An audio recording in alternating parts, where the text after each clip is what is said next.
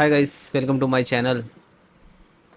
Unwanted notification on Windows 11. So turn off notifications pop up UPS. So click to start and then go to setting.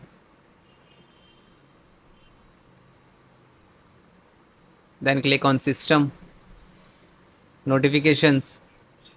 Turn off. So you never receive any notification from this.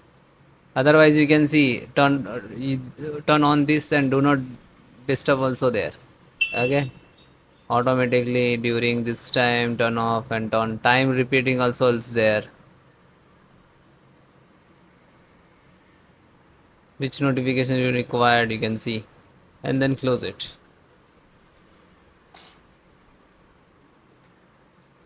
Next, disable notifications from specific applications apps.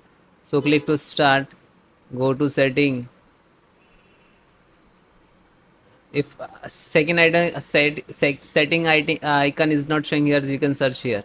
Click to system, scroll down notifications, then scroll down. Suppose you don't want to any notifications from Microsoft Store, you just click to turn off.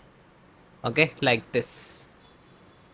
Setting, additional setting also there. So all applications you can see here.